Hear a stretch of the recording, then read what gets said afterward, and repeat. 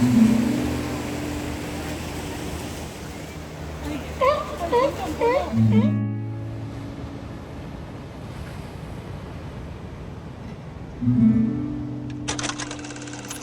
another Seaside read selection to share with you today, and that is The 7-Year Slip by Ashley Poston. I just finished this and I thought it was one of those reads that is perfect for your beach bag, outdoor bag, whatever you're in the vibe for. Yes, Poe is joining in the background. Whatever you're in the vibe for, that is just those comforting, immersive, atmospheric type of reads. This one is one of them, so stick with me and let's chat about it. Welcome back, book friends. This is Seaside Reads with me, Arlene, and I am so glad you're spending time with me today. I have another, as I said, perfect for your beach bag, your summer reading. What is he doing back there? Let me go get the cat. Hold on.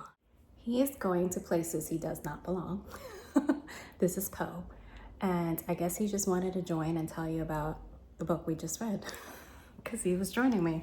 Anywho, it is The 7-Year Slip. Okay, so before we get into the book, what is a Seaside Read selection? And obviously I made a whole new playlist so I can keep these things together. And I'm gonna start numbering them as episodes so you can just follow along. And if you're in that mood as a mood reader myself, then you can just visit this playlist and see that type of energy if you're looking into that. Now, what is a Seaside Read? It does not have to be set on the beach. It does not have to be a coastal town. It does not have to be any body of water. It doesn't have to be a small town vibe or a romance or any of those things. It's a feeling. It's a feeling. It's something that is comforting.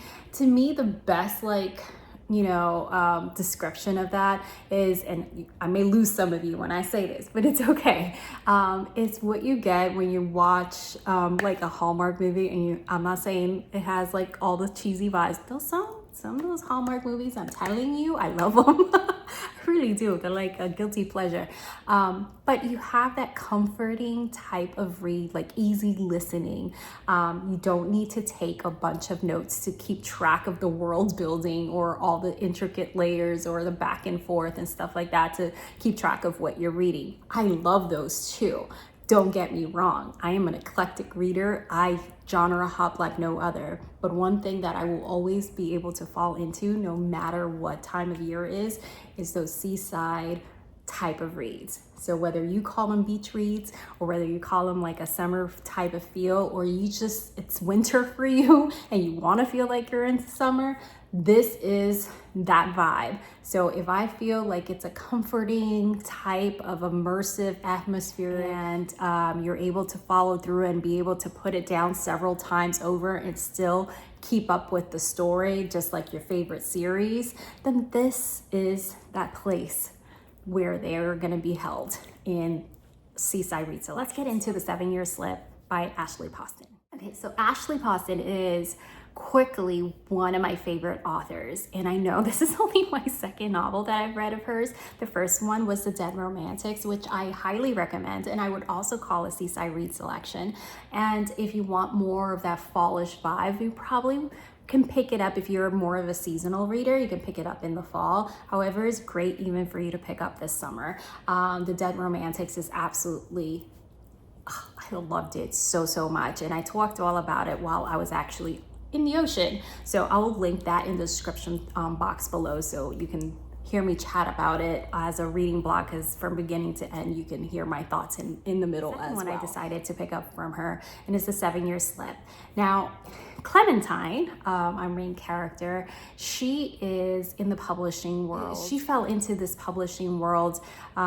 Basically, it was one day she decided, okay, this is what I'm gonna do, and then became very good at it. She has recently experienced a loss, so there's a little bit of a trigger warning with a family death, and she experienced a loss of her aunt, which she was very close to. And with her aunt, she used to travel, I believe during the summers, they used to just like get away. And the first time that they travel was after she had a pretty big breakup. Her aunt owns this apartment, or lives in this apartment, where there is this magical realism element to it. And if you know anything about myself and my book bestie, which I co-host the Salty Mom Book Club with, you know that magical realism is by far one of our top genres. You can always give us a magical realism recommendation and we're gonna like go into it. She's in this apartment, and one of the days that after she wakes up, she finds this guy in her kitchen cooking up and acting like he just belongs. She's completely confused and obviously startled and telling him to get out, and thinking that somebody has like broken into her place. But turns out that he has permission to be there, that her aunt said that he could stay for this brief amount of time while he's trying to get his foot in the door into this restaurant by, washing the dishes first and hopefully working himself up from there, because he has a dream of being a chef. She ends up accepting his visit, and she was very confused by it because he doesn't seem to be talking as her aunt has passed. Realizes at some point during this interaction and him making a meal and her loving all these little different pieces, although she is guarded, that she's actually been transported to 7 years in the past. So in this apartment, the apartment has a mind of its own, and she can't control it. She has no idea when she's going to step into it or wake up, and she's going to be 7 years in the past, and it's always 7 years. So this person is actually someone that she doesn't currently know in her present time, but is a person in 7 years in the past while she's still her older self. Am I making sense? Yes, I'm making sense. One of the things that her aunt would tell her is stories and rules about taking off your shoes and never to fall in love in things that she told her that maybe you find out later on that were clues of what actually went on in this apartment. And it was from beginning to end, I was locked in. I wanted to see where it was going. I thought it was going to be predictable because of the flavor that I was given. And again, it was easy to follow, and it was, even though you were like bouncing back and forth in time, it wasn't doing that repetitively like every other chapter. So you did have time to lean into like present time Clementine, and he nicknamed her Lemon. 7 years in the past as well. So you got to spend time in each one without being yanked back and forth too much that you felt like you lost some, that you lost some grounding. So I did appreciate that. It was beautifully written, just as The Dead Romantics. She has a way with words that is just is so descriptive and so lyrical that you just fall into it, and it's again feels like easy listening. And I never would have used that term like even 10-15 years ago. I would have never used that term, and I don't even think I like easily listening type of music, but you know what I mean. Like, it's just comforting, it's in the background, but you're still immersed. I thought it was going to be predictable, but she has a way, just like The Dead Romantics, that just when you lean into it and you find yourself in a groove and you are comfortable in there and you feel like it's a warm hug, and you're going through all these emotions with Clementine, with everything that's going on in her life and how she's processing the grief and moving from her stage of life, and trying to identify where she is now and where she wants to be in the future, and how this guy that is in the past that she's falling for is going to make any this relationship of sorts as his past self. Okay, and I won't tell you any more details of how that presents itself in her present time, because I want you to discover that on your own. But just as you lean into all that, then it's like, wait, what? And she has a little bit of a twist in there, and those twists made sense. They were appreciated, and they added so much richness to the story that, and when I say they made sense, is that sometimes you're thrown a curveball in a piece of literature, and you're trying to find the connections early on that you missed if you didn't see it coming. And they're not there, or they're very lightly there, or they just didn't make sense. Like, it was just like, where'd you come up with this? Like, how is that connection being made? But in this instance, you can go back, and I'm saying pay attention when you read it. Pay attention a little bit. You can go back and see the clues, and they were there. They were there. And yes, I missed it. I missed it with a couple of things. I missed it in this book. And usually I'm pretty good on catching something on before like the big reveal.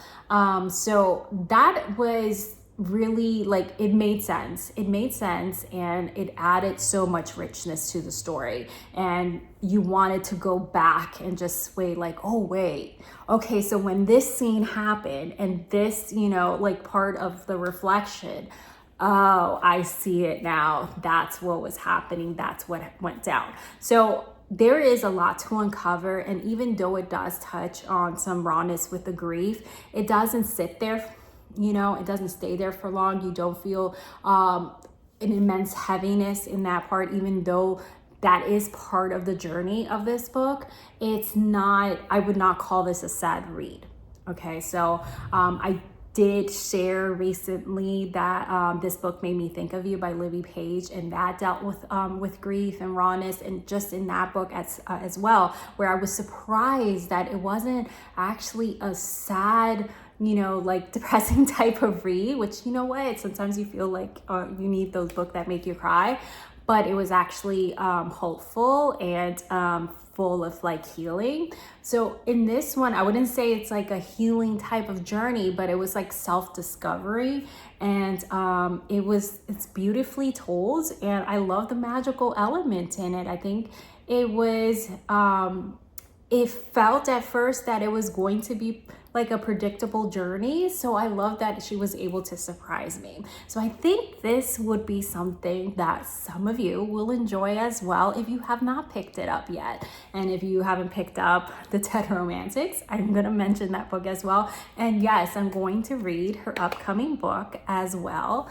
And I'm going to go back to the backlist because I love going back to previous works where people are no longer even chatting about it, and it loses the hype, or it never even have a hype. And I just love rediscovering those hidden gems, and I love sharing them with you. So that is my story for today of what a perfect book this would be to add to your beach bag, pool bag, outdoor bag, however you want to do, or when you're just looking for that comforting type of atmospheric type of read.